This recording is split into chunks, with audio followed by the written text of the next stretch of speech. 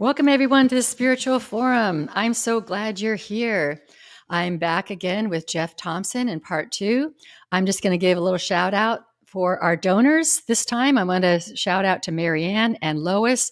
Thank you so much for your donations. Lois was actually a guest on the Spiritual Forum, and Marianne is somebody who participates in our weekly prayer for the awakening of humanities and prayer for the animals. So thank you, ladies, for your donations to the Spiritual Forum podcast, prayer and retreat ministry. I'm not going to spend much time introducing Geoff Thompson. You can listen to the last part. Basically, an amazing man, best-selling author, successful playwright, uh, British Academy of Film Television Arts award-winning screenwriter, high-ranking martial arts teacher, and a phenomenal spiritual teacher on forgiveness and all sorts of other spiritual truths. So welcome back, Geoff. Thank you for having me, Carol. Yeah, I was saying we could go on for hours and hours. I do want to get into a couple things. The law of reciprocity and how you cover that in your book is one of the things I want to pick up on. And also entanglement and kind of the opposition that we experience when we decide we want to forgive. But reciprocity, or the law of compensation, karma, the law of cause and effect, these are all different words for the law of reciprocities. Basically, this is where everyone's actions have consequences and no one escapes the consequence of their actions. Many people who have been harmed or abused or feeling any sort of slight feel that they want revenge. They feel that their justice needs to come, that the outer world needs to bring these people to justice, and there's kind of this angst about it. And you really talk through that the law of reciprocity will take care of everything. So what else would you like to say about how the law of reciprocity is one of the reasons to forgive? Yeah, with the law of reciprocity, he says that you can have your cake and eat it. You can still have your day in court. You can still demand an apology. You can still ask for an explanation. But truth and reconciliation, which we're all seeking, is a two-way street. If we demand it of others, we must demand it of ourselves. And I know for me, when I went into myself, when I went into my inner game and started looking at truth and reconciliation, like I said to you before, I didn't need to concern myself too much with what the world was doing wrong. I was doing so many things wrong myself. There were so many things that I hadn't corrected, so many little things that I was missing. So it doesn't mean you can't have your day in court, and it doesn't mean that you can't find justice. But justice, like I said, needs to be comprehensive. We all need to. If I wanted to seek justice from somebody that's offended me, I need to make sure that I'm prepared to meet the justice for the things I've done wrong. So reciprocity says that it might be part of your karma, it might be part of your life to seek that justice, to go to court, to do all that. It's not that those things are wrong, but it's just saying that if the judicial law doesn't serve you, if it doesn't mete out the justice you think it should do, you don't need to concern yourself, because the law of reciprocity is meticulous. It is an impeccable bookkeeper. And anything that needs to be returned will be returned. There's a lovely saying at the end of the Quran where it says, in the next room there'll be in the next in the afterlife, in the beyond, in the world to come, there will be a room with two queues, and the longest queue will be made up of excuse makers. Do not be an excuse maker. So it's kind of saying, everybody's doing things wrong. Everybody's done things wrong. So correct those things first. Get the justice within your own life.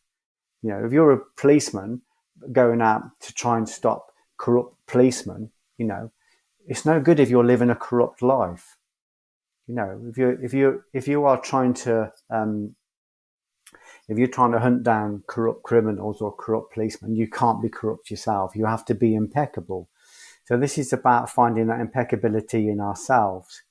So reciprocity says that one of the main things that people worry about with forgiveness is say, I'm going to forgive him, he's going to get off with it, he's going to escape the consequences of his actions. But you only need to do a little bit of investigation to recognize that that's not true. Nobody escapes the consequences of their own actions. Now, the danger with thinking that you can not only means that the person or people get away with things because it seems like they are, but it means that you think you can get away with things. It means that you quietly think that you can do things and get away with them. You can think that what you think and what you say and what you do doesn't have an effect. It does. What you think has an effect immediately on your body.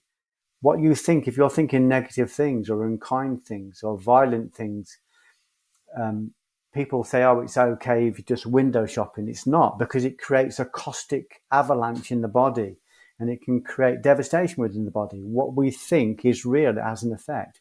What we say has an effect. Of course, what we do has an effect. So it's about understanding law. It's about understanding the fixed law. This is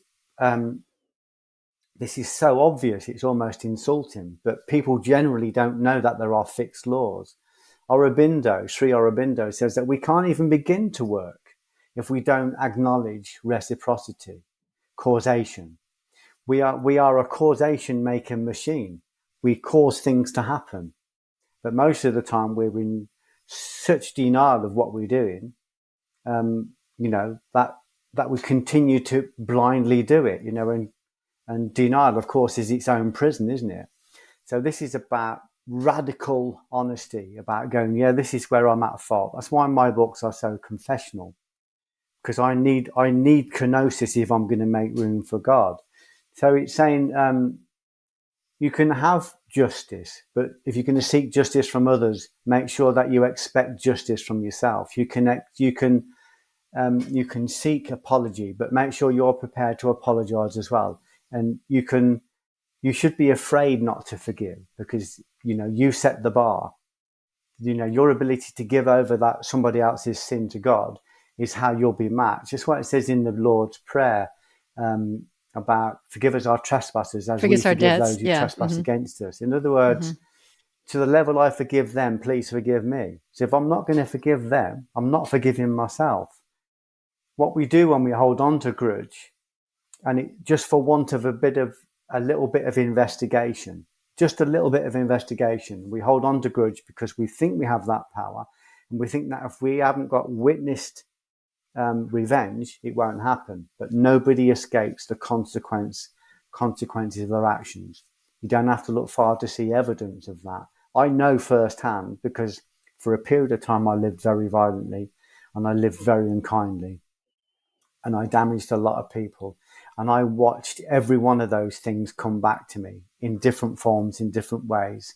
I watched them come back equally and oppositely, and it was painful. And this was my own actions. Once I saw that, once I saw the power of that, once I saw the power of, the causatory power of my thinking, saying and doing, I changed everything. I remember working on the door, and I was shown the secret to efficacious martial arts. I was shown what works in a real fight, basically. And this egregore of the door, this spirit said to me, do you want to see more? Do you want to understand more? I mean, at the moment, I'm showing you how to stop a monster with a right cross, but do you want to see more? Are you brave enough to see more? And I said, I would like to see more. He said, where are these monsters coming from?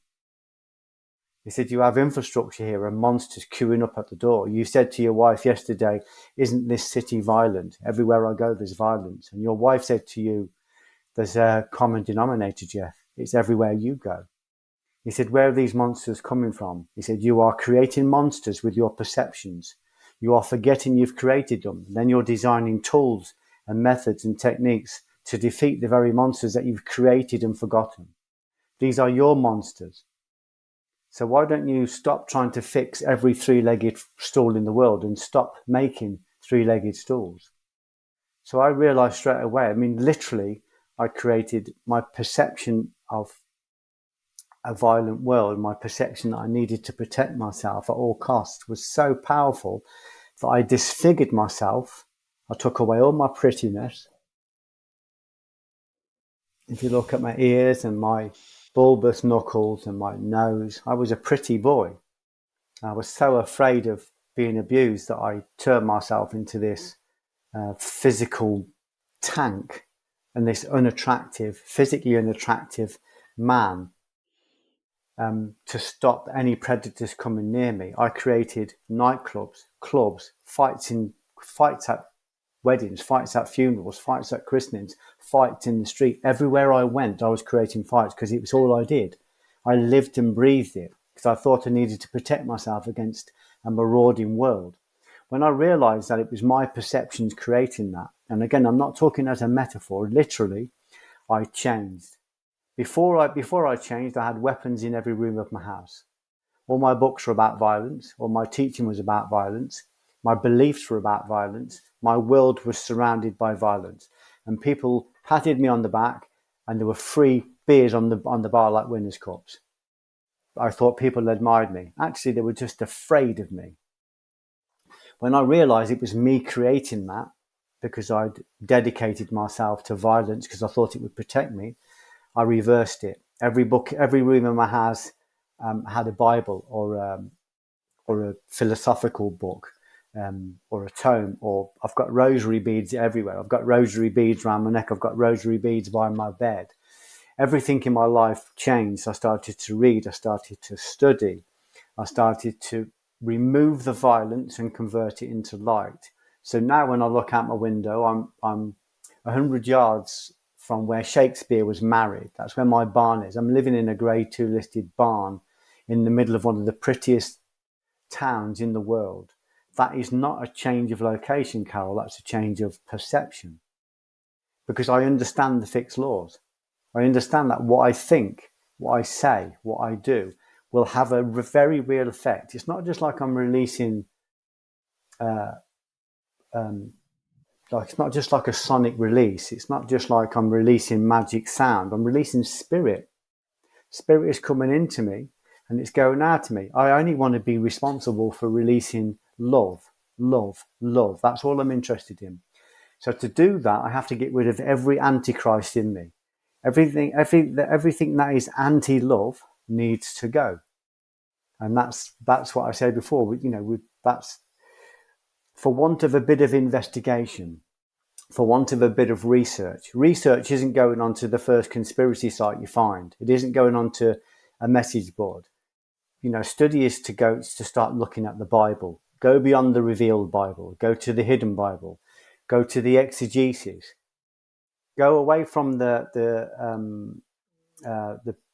binary Bible. The binary Bible says yes, no, right, wrong, dark, light. The quantum Bible says, oh, this is Reverend Carol. This is where she is. This is what she wants to do. This is her dharma. This is her potential. This is the information we can give her. This is her capacity to work. This is the strength of her love for God. And they will start to bring you bits from everywhere that will make no sense until you bring them together into a whole picture. And they are there just for you. Just for you. Nobody could access them because they haven't got your DNA. That's the quantum Bible. But of course, most people are scared away from the quantum Bible by the normal, usual house ghosts. They get frightened away by dogma. Well, violence is responsible for all wars. Well, is it? People were killing themselves way before religion. That's Oh not yeah. because of religion. That's because of No. the opposing energies in the world. So it's kind of saying, do a bit of investigation. Do a little bit of investigation, and you'll see truths that will frighten you, because they will challenge everything you believe. People say the same things so often and hear the things so often. They're taking like PhD level of rhetoric from the internet and from the television, maybe 8 or 10 hours a day. I mean, that's PhD level, but it's all nonsense. If you were to dedicate your life to finding truth, and that's what the idea of our podcast is, to encourage people to open the door and find out for themselves. It's the Dharma gate we're offering them. We're offering them answers. The answers, we haven't got their answers. Their answers are in the quantum. They're in the hidden Bible.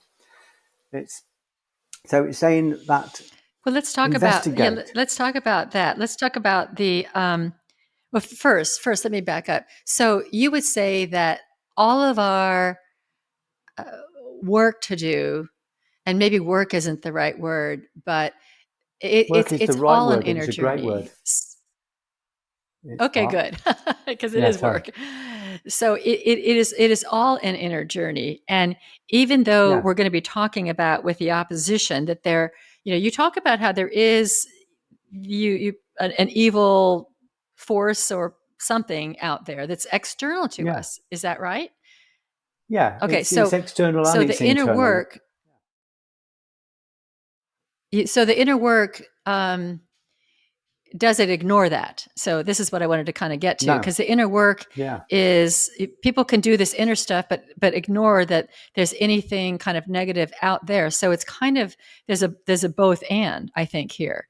Can we talk about that? yeah, yeah. Well, we work on ourselves. We bring ourselves into a unified being. That's the work.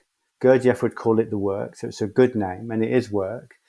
So we unify the self. We recognize that we have an evil inclination. We have a good inclination.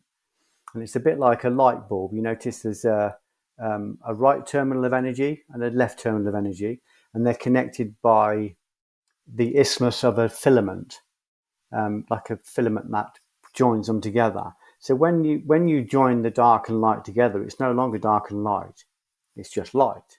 So you need both sides. So there's good and there's evil. When you join them together with this filament, it creates light, and that light glows for everybody. So the idea is that we recognise that there is a goodness in us and there's a darkness in us. We don't hide from the darkness. What we have to do is use our will force as a divine filament to join those together. When we join those together, we create light. But before we can use the soul as a divine filament, as a bridge, if you like, we have to temper it. It has to be tempered. Like a tungsten filament in a light bulb isn't just, they don't just place it into a light bulb. It has to be tempered. It has to be put through processes so it can take a large degree of wattage of energy. We're the same. We can't just put our soul in front of these, massive forces in the world. It has to be tempered. So what I do in my life is I'm aware of those two forces, and I connect them with the filament of my will force or the filament of my soul. This is what the poet Rumi would call the field beyond right action and wrong action. There is a field beyond right action and wrong action, beyond good and bad. And that field is this field of light. I will meet you there.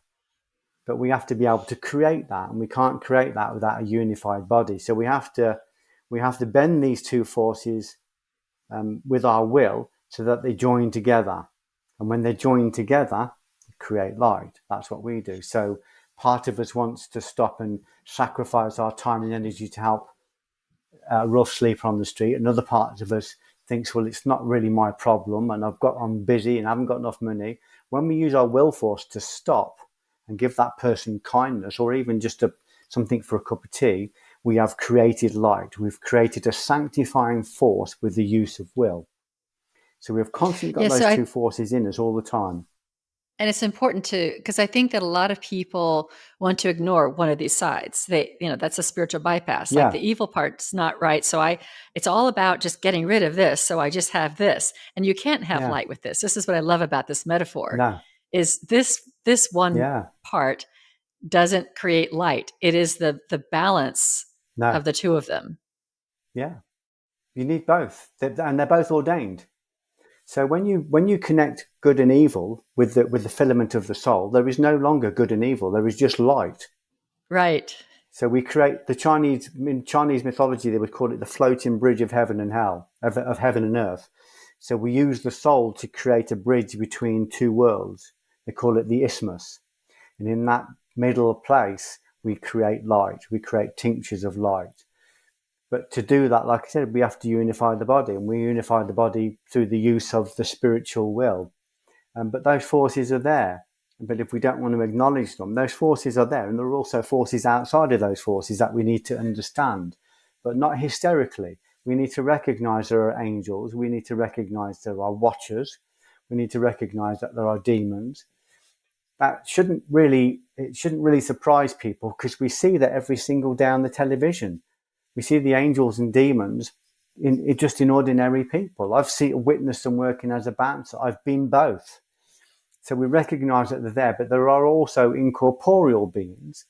And in order to unify with the Godhead, we need to understand those forces. Just like we need to understand electricity, we need to understand transformers, we need to understand the grid, we need to understand lines and panel boxes, and we, we're going to use that force of electricity. We need to understand it and then channel it in a way that is beneficial.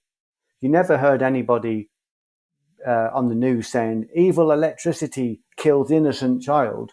We just recognize that if somebody's killed by electricity, it was an unfortunate accident because somebody touched it without knowledge. This power that we're talking about is an awesome power. People often laugh at people like us who live a very spiritual life because they think it's soft, they think it's socks and sandals. It's actually a very powerful position, a very powerful stance, and you need to be tempered in order to live like this, because these forces, these darker forces, are always pressing against the glass. And if there's a fracture, they'll rush in. That's what they say about a light bulb. It has to work in a vacuum. It has to be hermetically sealed. If it's not hermetically sealed, if there is a single fracture in the glass, the oxygen will rush in and the filament will be blown. So it's the same with these negative forces. I don't make an enemy of them.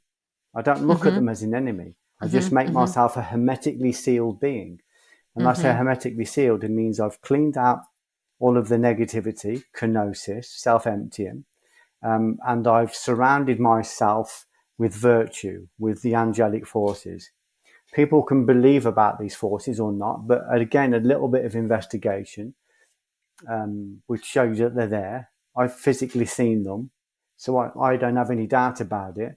But whether people want to think of it as a being, or an incorporeal being, or as a force or an energy, it doesn't really matter, because if we don't engage it, it has no existence. It is it's disembodied, so it needs a body to work through this negative force, and it catches onto our own negative inclination and feeds off that.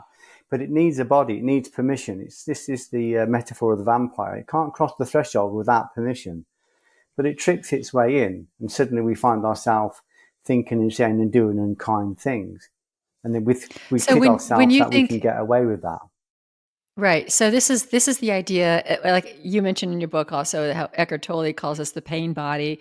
I've also heard it Yeah, called, occult hostile forces, and there's all sorts yeah, of names. But this is where we have like trauma or pain or suffering, and there is some sort of entity or energy that feeds off of that, and yeah, then kind of yeah, embodies us. And that's why like body work is so important. That's why prayer is so important. That's why integration work is so yeah, important, so we don't make ourselves vulnerable to this. So when we act out, you mentioned in our first part that is not always like who we are. That is often a force no, working through us. I mean, sometimes it may be who we yeah, are, but depending upon, I guess, the of severity and course, what yeah, happens, it may be these forces acting through us. And so this is important, I think, for people to recognize, because I think a lot of people don't know about this, or they deny it, or they think that all that, devil stuff and demon stuff in the Bible, those are just ancient people who had they didn't really understand psychotherapy. And so mm, they kind of made up this yeah, thing that there's a demon outside of them. I think a lot of modern people think that this is, rubbish. yeah, yeah. You have to have a tempered soul to look at this, to even look at it, because the moment you look at it, it attacks, it assails. But it's there. It's definitely there. I've like I said, I've seen them.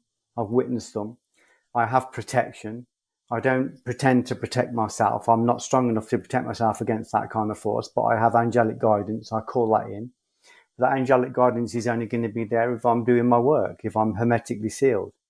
If I'm constantly putting myself in harm's way, I fall out of protection. That heavenly guard disappears because I've chosen with my free will to separate myself from it.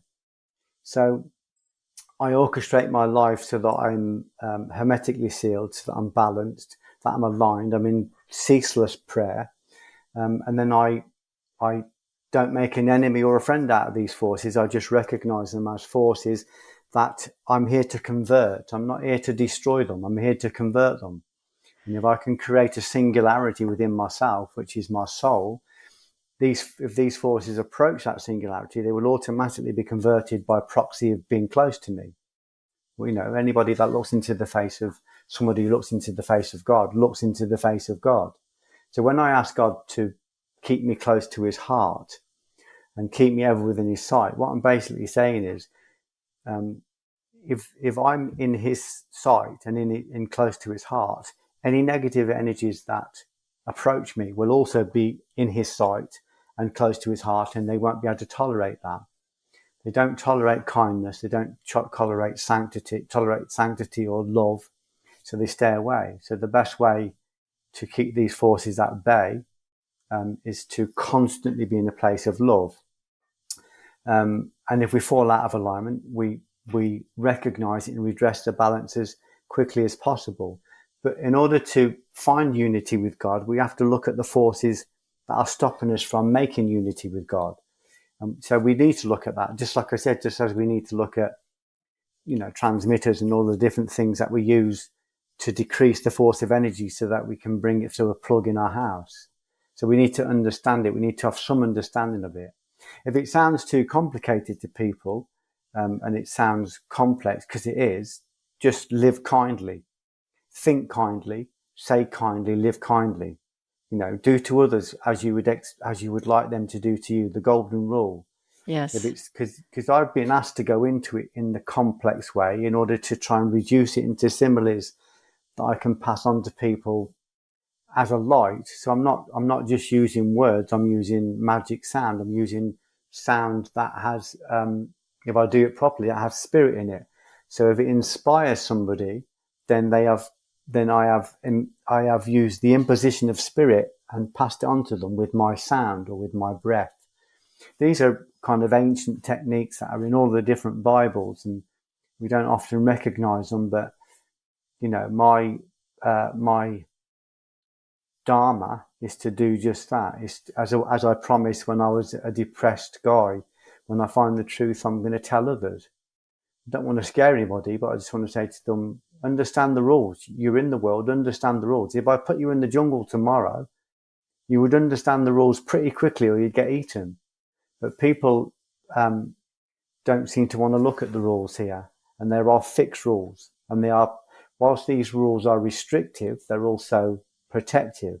And we need them. You can't develop a singularity without a plurality. So we need the plural to create the singular.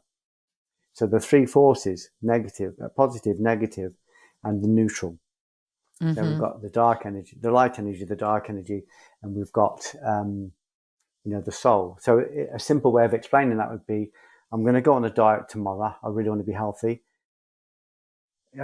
It's just too much effort, and I'm only here once, and I just want to eat when I want to eat. So we've got two very powerful forces that just neutralize each other. So, but if you go, I really want to get healthy, and another part says, yeah, but I'm not going to do that, and you place your will force between those two forces and force yourself, take command of it, take control of it, and make yourself eat healthy, make yourself study, make yourself do research, make yourself look into these things. You're exercising your will, you're taking autonomy. And I don't mean just turning up for work every day. That's a forced autonomy. Somebody's paying you, and if you don't turn up, if you don't turn up, you won't get paid. I'm talking about a self-willed autonomy where you go, this is very difficult, and I'm going to do it because I want to understand more. I'm going to study. I'm going to investigate. I'm going to eat ultra healthy. I'm never ever going to let an unkind word leave my lips. Try that for just one day. Yeah. If you think you've got a will force, try it. It's so difficult. I mean, I see And this if a you lot can, with. try and sit in the middle of likes and dislikes and see whether you've got the will force to do. But we can develop the will force, like I said, we can develop it through the work. Yeah, I see this a lot in some of the work I do, which is really around the golden rule and expanding it to go beyond just humanity and extend it to animals and all of life. And I see this with people where, they want to live the golden rule, but they love bacon, And I can kind of see, I see this all the Yeah, time as I'm tabling and trying to, I'm tabling with spiritual people who are all about love and peace and harmony. And it's like you mentioned in your book too, that we often don't see our own faults. We look out there, but how innocents are being harmed out there, but we're harming innocents with our yeah, own food choices. And so I see this. I love this. I love yeah, this absolutely. polarity and the filament metaphor, because I think that's what causes people to not. It's the will that's missing. I'm seeing this so much in almost Yeah, everything. Like we that's the know it's key. right. Yeah, There's this other thing, and it's this will that would bring it together and be light. But the missing of the will, which is succumbing to the senses, succumbing to habit, succumbing to how things are always done, cultural conditioning. I can't make the change because that negative pole is pulling me there, whereas our will could connect yeah, the both. So you've helped me understand a lot in my yeah, own absolutely. my There's own a work. lovely Yeah. saying, master of the will, I am that. Yeah. Yeah. In other Yeah. words, the part of us, the higher part of us that actually exercises the will, not just the will itself, but the part of us that enforces the will. That is our true, authentic self. If you want to know who your true, authentic self is, um, make a sacrifice, and exercise the will to do it, even though it's very difficult, and watch the sanctifying force of it. But also observe the part of you that is exercising the will. That is who you actually are. That's how you identify the individual I. And behind the individual I is God, the Ein Sof, the endless one, Yeah. the This is the Tao, divine will. the Yeah. Lord. Yeah. Yeah. I Yeah. love that. So Okay. so it's you're absolutely right. It is all about the will. We have to exercise the will to get our food body right. That's, most people haven't got control of their food body. They say they have autonomy, but they do terrible things to their physical body. They haven't got control of their breath body. And the breath body is how the subtle bodies, the breath is how the subtle bodies feed. There's prana in breath. It feeds the subtle bodies. And we haven't got control of the mind and the intellect. The mind is like a monkey swinging through trees. It's just going from one branch to another, grabbing one thought to another. We haven't got control of the intellect. The intellect is stuck on repeat. You know, societal dogmas. Not, and people have this. It's very popular at the moment to think that spirituality is soft, and it's always perpetuated by people Uh, that are afraid. yeah. Said to me, you just haven't looked at it. If you looked at it, you'd be afraid, and you should be, because you will automatically bump into God. And the beginning of wisdom is a fear of God. And I don't mean a fear that God is going to hurt us, but once we see God, we have a fear of being separated from him. We don't want to be separated from him because it's painful. So people don't look at it and they don't go inwards because it's too easy to take yes for an answer. I said, look, And it's too before you easy start to changing the look. world, It's too easy to look what's out there as the problem. There's yeah, the mess out there. yeah, But this whole filament thing is really helping me, because I'm thinking that a lot of people have questions about, why is there evil in the world? Why is there evil in the world? If God is good, why is there evil in the world? Well, it's all part of this integration expression. This yeah, it's all part of creating light. yeah, Yeah. yeah. So we have Yeah, we're probably 10 converting minutes. it. Yeah, we probably have 10 minutes. So I Yeah, think we can move into entanglement. You mentioned it some in part one, but we tend to get entangled with the people who we feel wronged us. Like they're stuck in our minds, they're living in our lives, they're in our hearts and our minds for years and years and years because we haven't released that. And that's entanglement. And we can shift our entanglement towards the divine, and you use the principle of yeah, entanglement to benefit yeah, us. So why don't you talk about that for the next few minutes or so before we have to close? yeah. Well, entanglement means that it's another word for possession, really. If we hold a grudge to somebody, we feel powerful, but we're actually possessed by them. They're living rent free in us. They're living rent free on our causal body.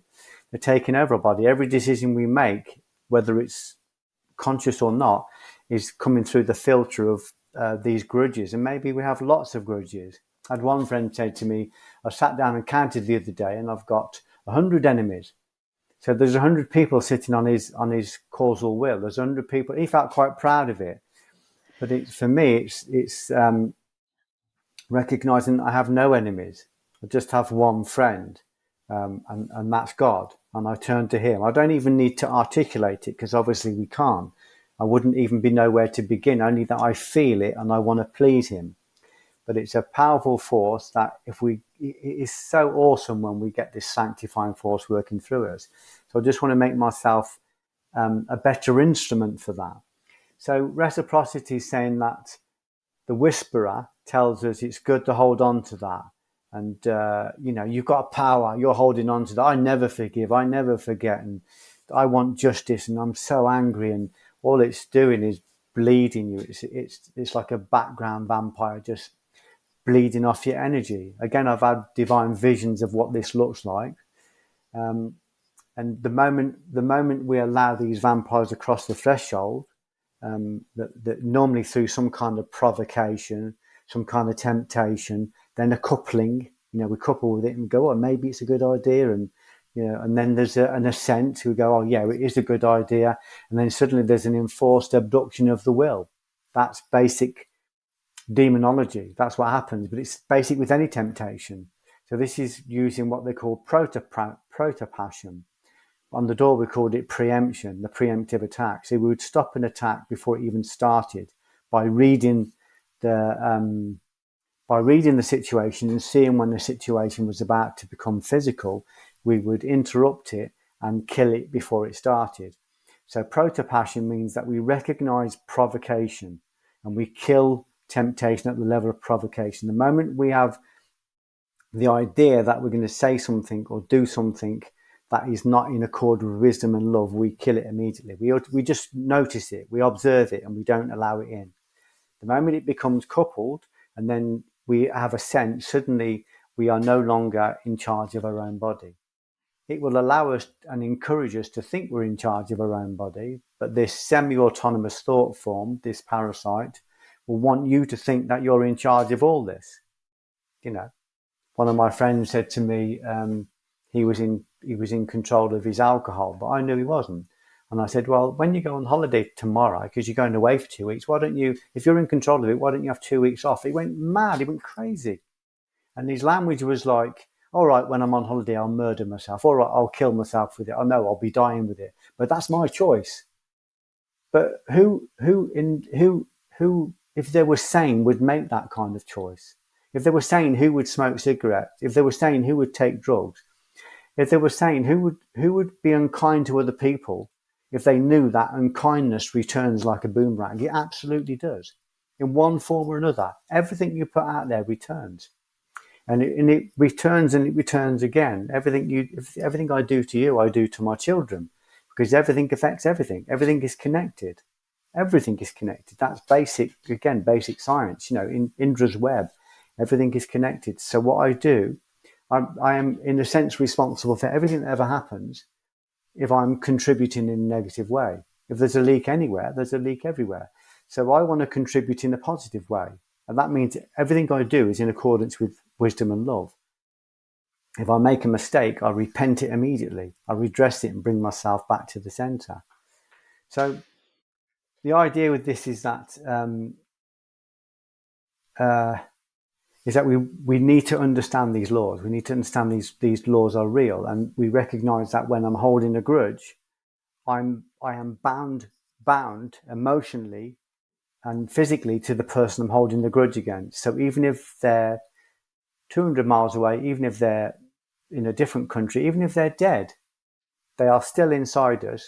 Well, that energy is still inside us and it's still controlling us because we're still angry, we're still vengeful, we still seek justice, or we still seek witness revenge, or we still self-harm, or we still limit our life. Basically, any kind of grudge is an aberration that stops the flow of energy. It stops the full expression of love. This energy of God wants to flow in and it wants to flow out. It wants to be in a constant, uninterrupted flow. Any kind of blockage eventually will get shifted, but probably not before it causes disease and illness. And obviously, a parasite's like a cancer. It wants to multiply. It doesn't just want to multiply in me, Carol. It wants to project onto you.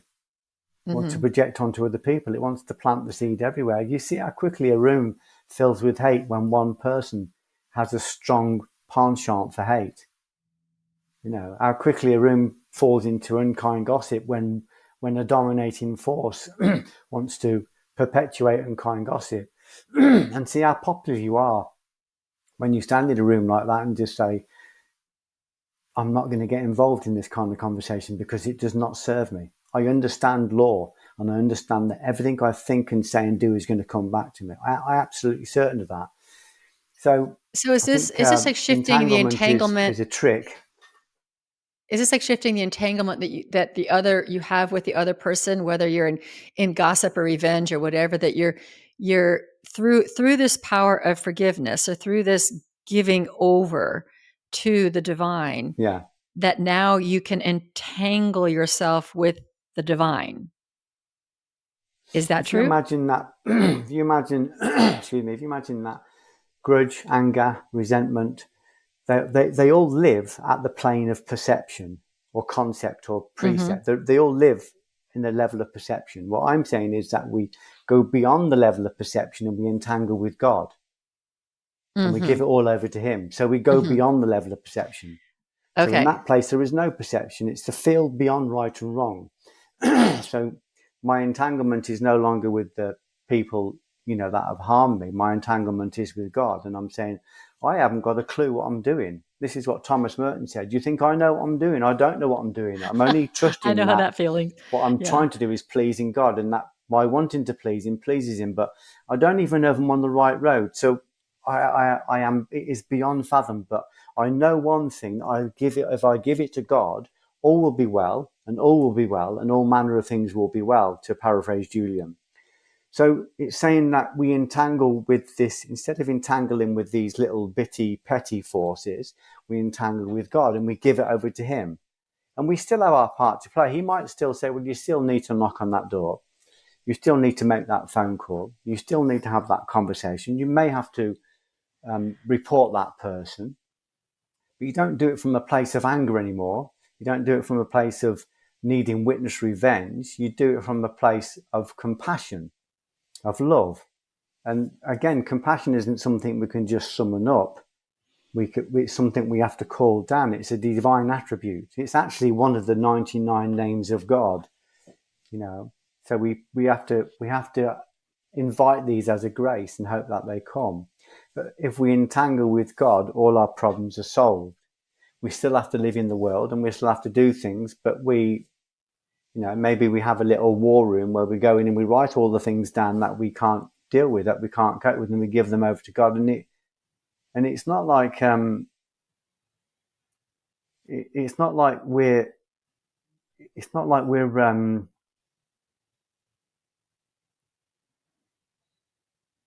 it's not like we're giving up we still need to do things in the world. It's not like we don't do anything. It's not like I sit on the settee all day drinking beer thinking, well, I'm going to give it all over to God. We still have to work. We still have to turn up. We still have to be courageous.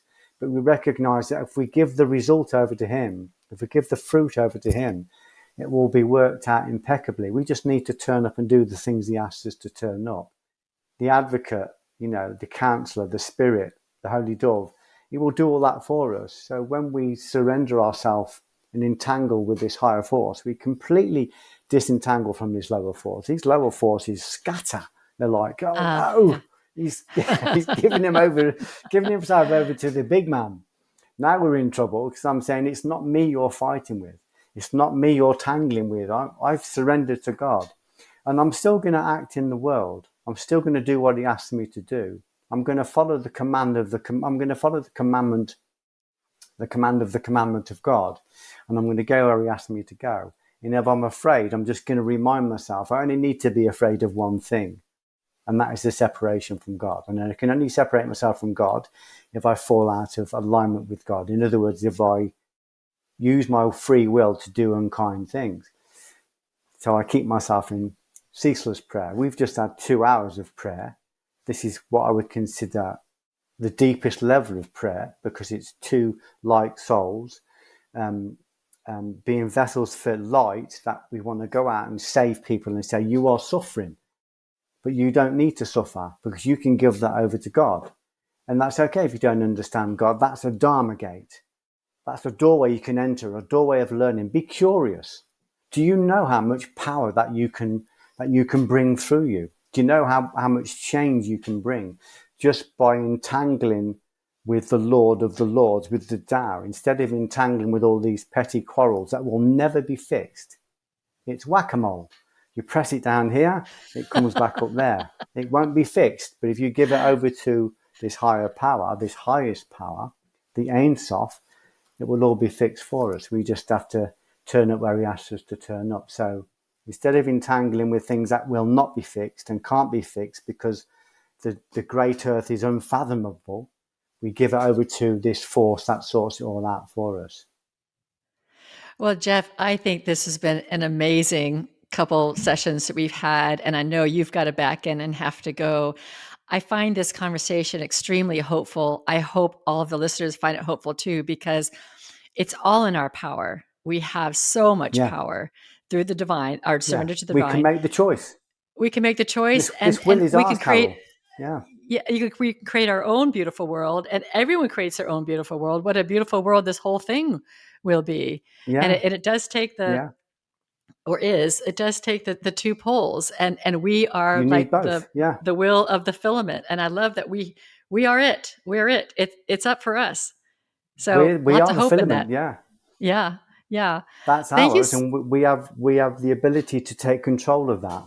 Yes, yeah, and stop Yeah, just it's focusing on such all a the evil gift. that's out there. Everyone's like, "There's evil out there, evil out there."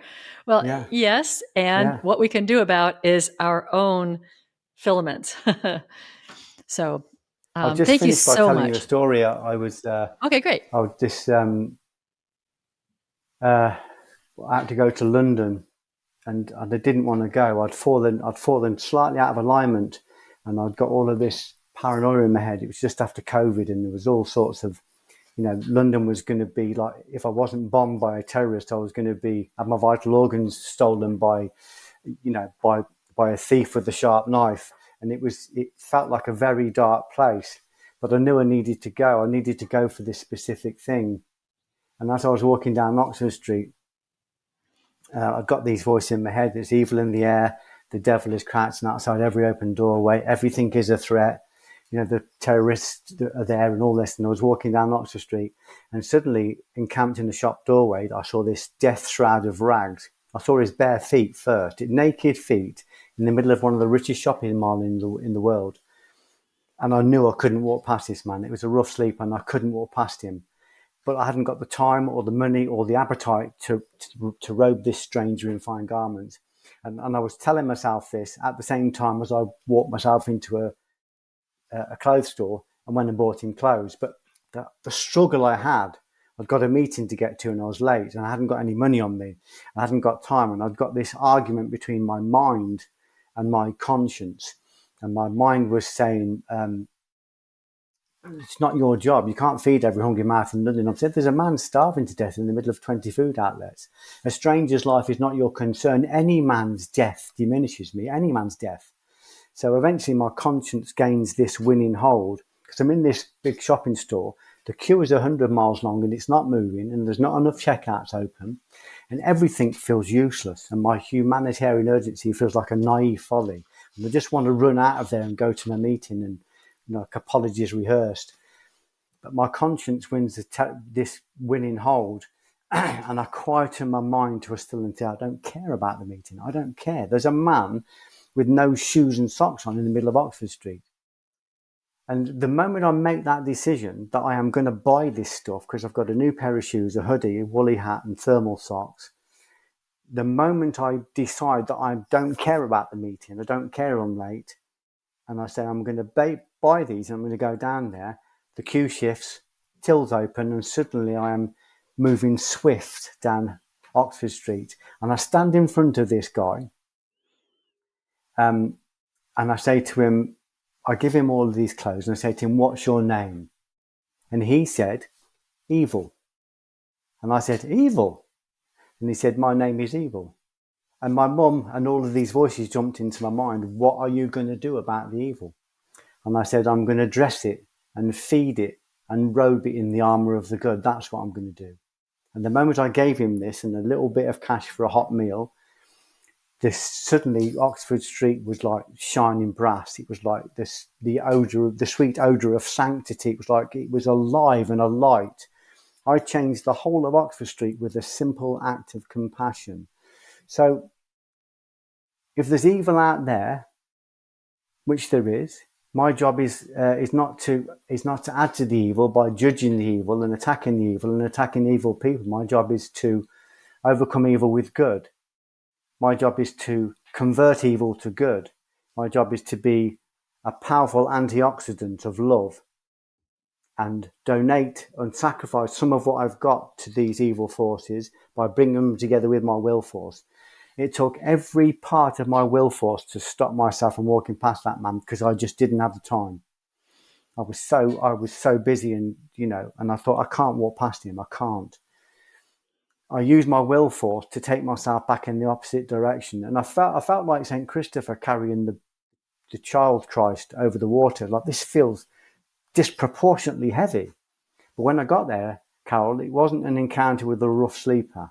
It was an encounter with Christ in one of his many distressing disguises. And he was saying to me, Geoff, you've fed and clothed me, and I'm going to tell you the secret. The secret is that you overcome evil with good. I am an antioxidant. I am the exemplar of antioxidant. And you can be an antioxidant. You can sanctify the world with kindness. That's what you can do. So the whole thing, this is actually physically what happened. And actually what was said, this man actually said to me, my name's evil. He was showing me how to overcome evil with good. When I got to him as well, It wasn't like he was grateful. It was like he was expecting me. And it couldn't have been more perfect. I've just written a short animated film about it, and it triggered an epiphany afterwards. And I'm writing a book at the moment, and so far I'm 500,000 words in, just triggered by this one tiny sanctifying act. The power we have as humans, if we use our will to the good, is immense. It's mighty. Oh gosh, that's a great closing story. It's like a good Samaritan story. Thank you so much. I was wondering what that story was in part one, so thank you for taking the time in part two. Blessings to you, Geoff. Thank you so much for blessing this audience. And I just know that this is going to go out in the airways, and I completely release it. I never know what's going to happen and who's going to be moved, but I absolutely trust that there will be people who are just completely moved by this conversation that we've had today. So thank you It's going so to be really much. interesting to see where it goes and what it does. It sure We're going to is. land in somebody's life and give them a little spark of love. Absolutely. Absolutely. Thank you so much, Geoff. Thank you, everyone who's listening. And I now close the Spiritual Forum.